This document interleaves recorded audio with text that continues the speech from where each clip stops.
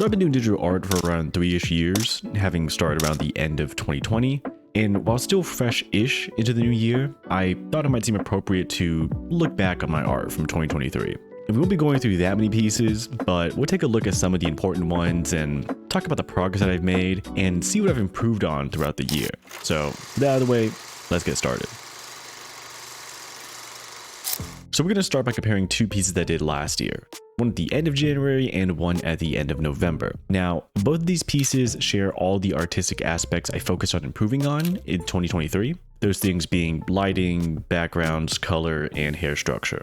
For starters, I'd say that the Yuko piece's biggest weakness is the hair and coloring. Those two things alone make the piece look way flatter than it should. Just the lack of variation in color just makes it lose depth and is a bit uninteresting to look at. And though the Juna piece only shows part of her hair, I'd say that there's way more depth and color variation within it, and it's nowhere near perfect, but still a large improvement. As for the lighting and background, the earlier piece lacks any sense of scenery, and the simple spotlight serves as a sort of way to compensate for that. I don't think it's a bad thing, but I definitely made that decision just because I was too lazy and intimidated to even attempt a background. The later piece, I'd say, is quite the opposite. The simple background and rim lighting help the subject feel more in place with their environment. And though not perfect, I'd say the light paired with the saloon doors just makes the piece feel just a bit more alive. That being said, I will admit that the rendering of the clothes is something that falls short compared to my other improvements. I have since noticed this and have been doing more clothes and folding studies. My excuse is that it's impossible for me to juggle so many studies at once, but hey, we're making improvements slowly but surely. One of the more ambitious things that I wanted to strive for this year is selling merch of some sorts, and if this were to be a potential print, I would definitely have to re-render the clothes. Especially the bottom portion because it could look way better. Overall though, I think the comparison between these two pieces shows off my overall improvement throughout the year pretty well. Alright, so next we'll be taking a look at two of my OCs that I made in 2023. The first being Shira, an OC that I made in early February of last year, who, by the way, I have an entire video documenting her design and creation process. And alongside her, we have Chia, my new Dragon Girl OC who I made on the very last day of December, after realizing that 2024 is the year of the dragon. My year.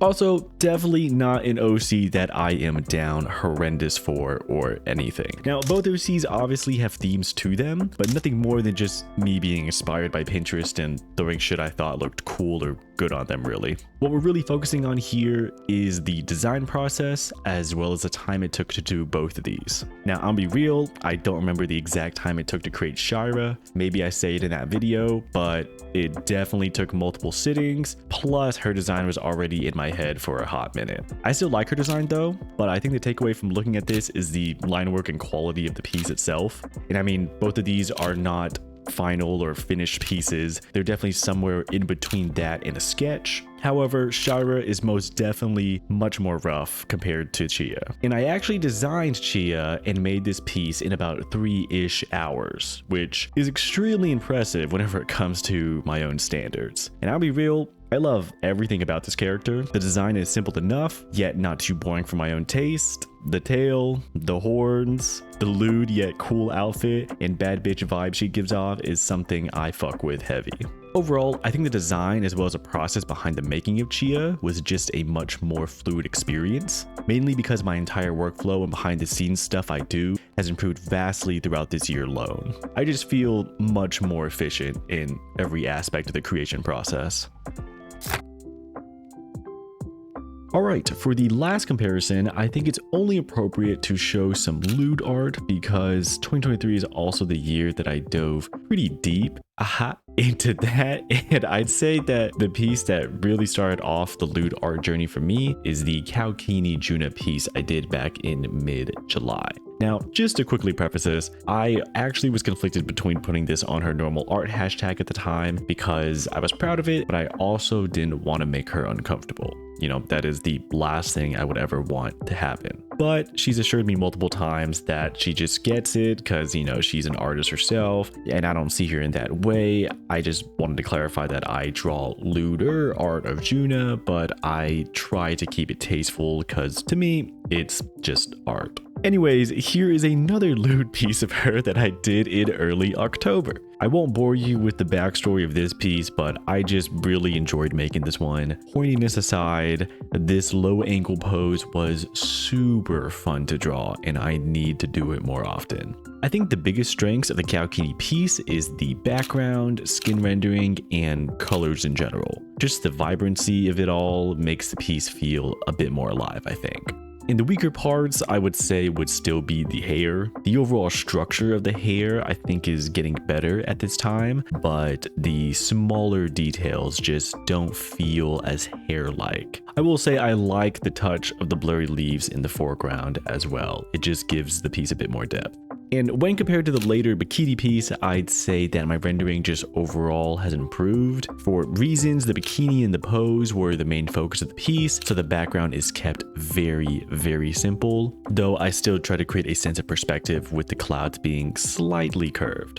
I also like to think that I started to finally understand hair rendering at this time as well. The shape of it all just feels much better in my opinion. And last note, I do prefer smaller booba, but bigger booba, pretty fun to draw. Yeah. Now, like I said before, there's just no way we're going to be able to look at all the pieces that I want to. However, I do want to point out that my work does start becoming way more colorful as well as experimental around the second half of the year. Lots of fan arts, shit posts, original works, and commissions to keep me busy at improving. And throughout all of that, I'd say that my favorite piece would be this one.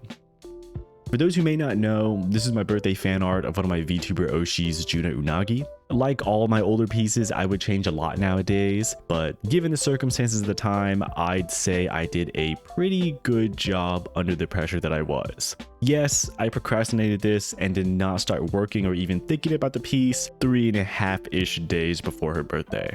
Despite that, I decided to take a shot at creating the most ambitious piece I had at the time, with a full-body character with a dynamic pose and a full-blown background. I don't know how I managed, to be completely honest. You know, something Oshi power, something, but I most definitely almost gave up and stressed to hell and back throughout the entire creation of this piece. Thankfully though, referencing Mika Picasso and her background and use of color helped me out immensely. But of course, all that stress was well worth it in the end because Juna ended up using it as her thumbnail for her unarchived birthday karaoke stream, and of course, that made me insanely happy.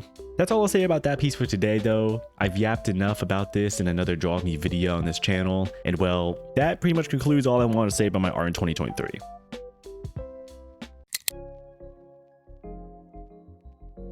The second half of the year is whenever things just start to click for me.